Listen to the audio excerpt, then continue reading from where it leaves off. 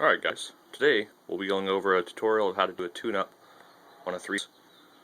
We'll be using my convertible, non-turbo originally, now it has a turbo engine, just for an example. But the procedure will be pretty much the same on most vehicles that have a coilover plug system, with a few variations of course. For the tune-up you'll need a telescoping magnet, which is kind of optional, but we'll get there in a minute.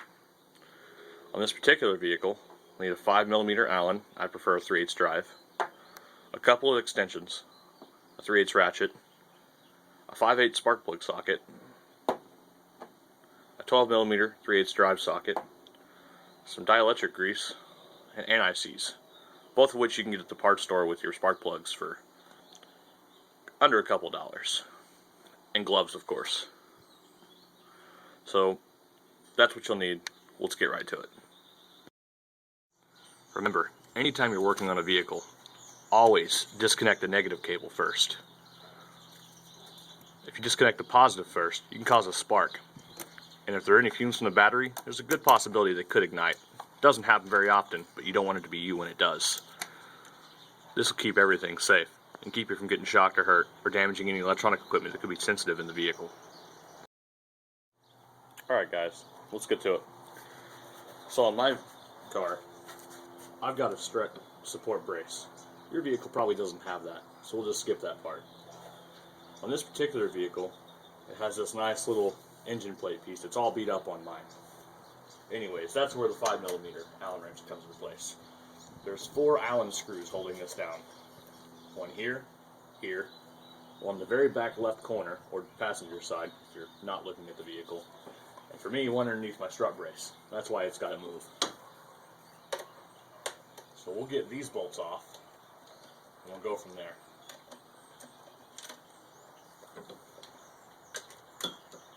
Now I'm actually not going to be changing the spark plugs today, because I just changed them and then thought about making this video. But I'll go with you over all the steps I've got. I'll pull one of the spark plugs out and show you what to look for.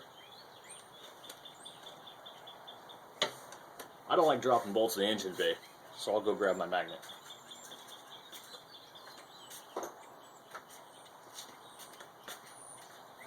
For me, my telescoping magnet's the most important tool I've got. Because if I drop a magnet in this engine, or drop a bolt in this engine, I'll probably never find it.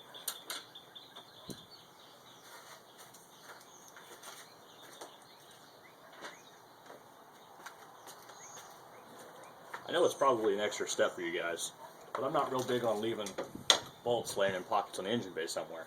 I'm more likely to knock them off, drop them down somewhere, and never find them. So now we got the plate off, we'll get that out of the way. By the way, that makes a pretty good tray for holding the bolts over on your desk.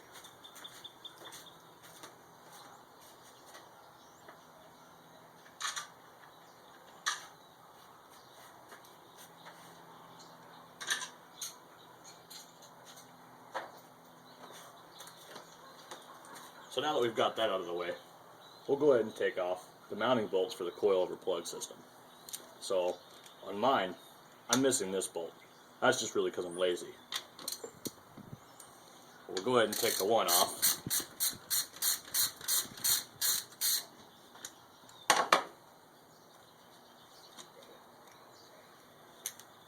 We'll move that to the desk as well.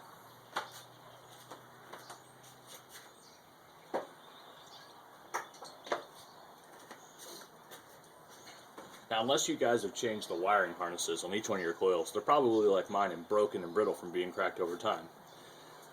I've got mine on order from Z1, and you can get new ones there as well. That's z1motorsports.com. Those guys have a lot of cool stuff for 300ZXs. Mine just pull off right now. I should have to depress the little springer clip on the back, but mine are broke like I said, so I don't have to do that. You want to pull that wiring harness out of the way. Now, if the last time someone did a spark plug job, and they did it correctly, it should be pretty easy to pull these off. Grab up underneath them and pull up. That should allow you to pull the coil out. That's what the whole coil looks like. So we'll get that out of the way. We'll go set it on the desk and go from there.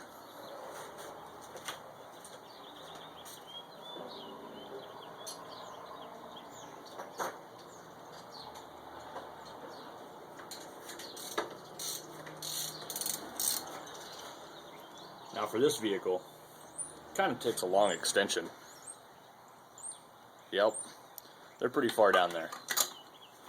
Anyways, you want to just break the spark plug loose with the ratchet. Move the ratchet out of the way, and then just use your hands to undo the spark plugs, unless of course they're rusted in there. But we'll check that out, and we'll see how bad they are. These are pretty easy to get out so far. Now in the event someone didn't use anti-seize on the threads last time they installed spark plugs, it can be pretty difficult to pull them out. So it feels like the spark plug's loose in there. Now, a lot of really nice spark plug sockets will have a rubber grommet inside, and that'll hold the spark plug in the socket. That's pretty nifty, but mine never lasts too long, so I'll show you what I do.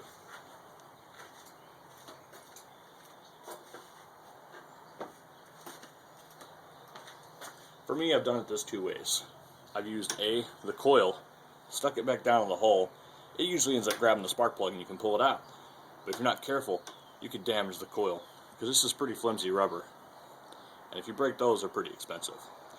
So I like to make sure they're good and loose, and use that most important tool I've got, the telescoping magnet. Reach down there, and it usually pulls the spark plug right out the first time. Alright, moving on.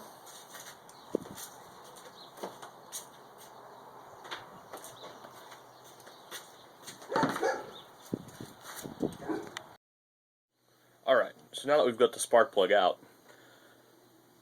we can inspect it. You always want to pull the spark plugs out and inspect them after you pull them out.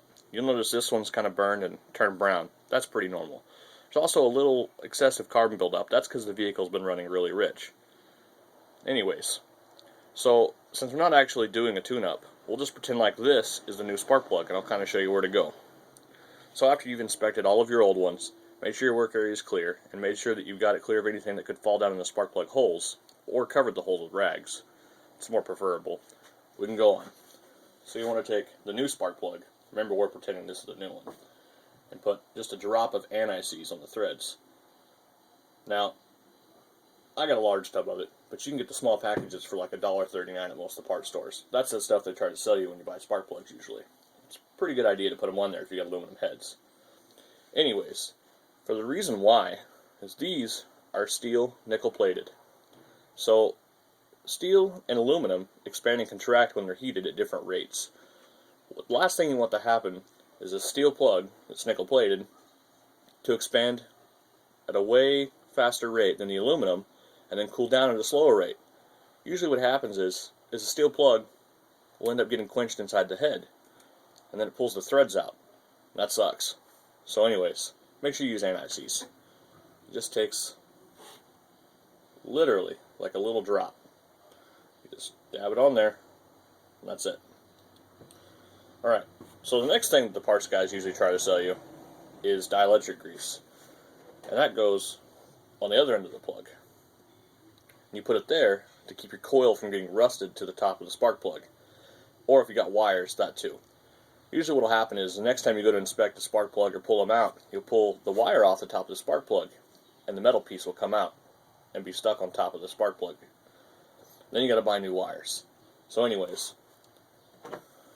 I have a big tube of it. Again, you can get it in a small package. So you just kind of put a little thin layer on top of the spark plug, or you can put it inside the wire or inside the coil. Alright, you've seen how they pulled them out. So the next thing is we just put the spark plug back in. You want to make sure you start it with your fingers or with the magnet or with the coil, but don't start it with the ratchet, because if you get the threads cross-threaded in the head, you'll regret that too. Anyways, get the plug installed. It goes in the reverse order you pulled it out, and that's it. Pretty simple, huh?